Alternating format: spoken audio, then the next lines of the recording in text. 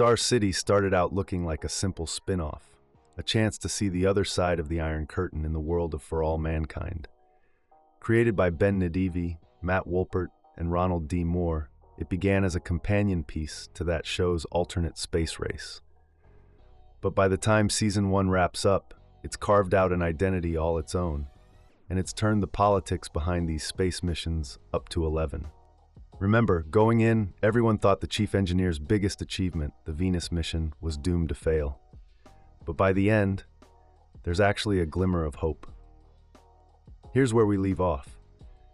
Sergei confirms that Sasha and Lakshmi are alive, and he sends them coordinates to land in Finland instead of the Soviet Union.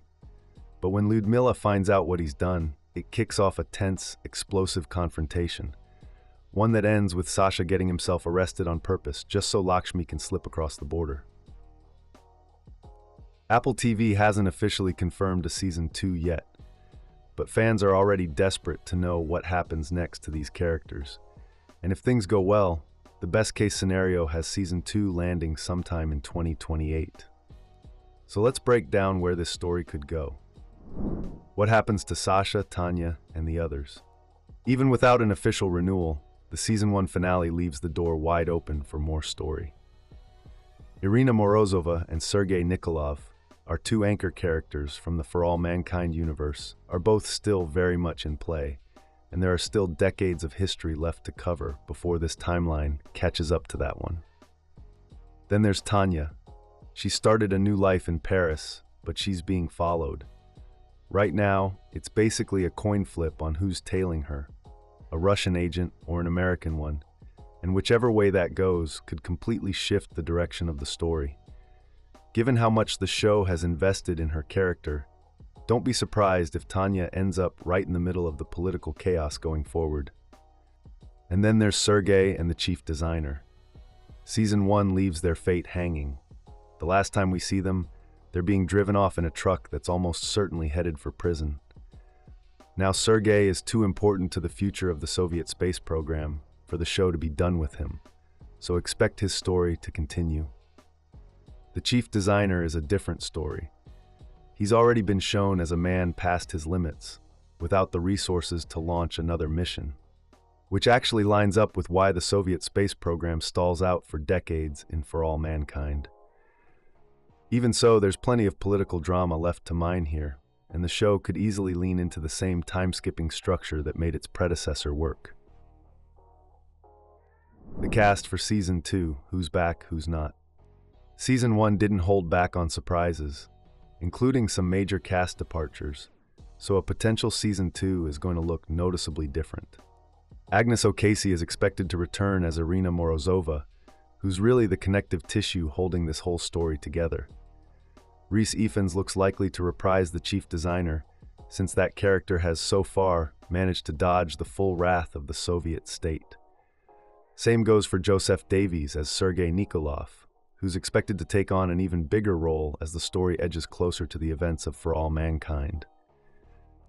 Anna Maxwell Martin is also expected to return as Lyudmila Raskova, who looks primed to evolve into a full-blown antagonist going forward.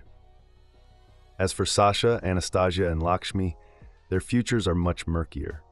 Solly McLeod, Alice Englert, and Priya Kansara all have a good shot at returning, but exactly how their characters come back is anyone's guess. There's also a real chance Tanya becomes a bigger, more central character, which would give Ruby Ashbourne's circus a lot more room to show what she can do. The biggest change, though? Adam Nagaitis is out. His character Valya dies during this season, and that's the most significant cast shakeup heading into whatever comes next. How Season 2 could bridge the gap to For All Mankind. Sasha's choice to stay behind and let Lakshmi escape was purely emotional, but the fallout is going to be brutal. We don't know yet if the government throws him in prison or just has him executed outright, since covering up the mission is priority number 1 for them right now. But honestly, the real danger isn't for Sasha, it's for Lakshmi, and possibly Anastasia too.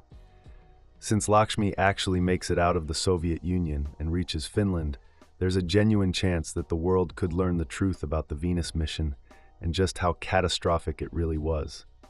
The catch? For All Mankind never mentions anything like that happening, which throws a wrench into that theory. Then there's Anastasia's desperate gamble to save Sasha, hijacking an escape capsule and crash landing back on Earth with zero protocol whatsoever. That alone is enough to tip the entire situation into chaos. The Soviets would probably love to throw the book at her, but let's be real, Anastasia is way too important to the larger space program's future to be written off like that. So going forward, expect the politics of control to intensify even further, with these characters pushing back against the system in increasingly unpredictable, rebellious ways. There might not be a ton of actual space travel, since we know the Russian missions to Mars and beyond don't kick off until much later, but when it comes to political conflict, the possibilities here are basically endless. That's everything we know so far about where Star City could be headed in Season 2.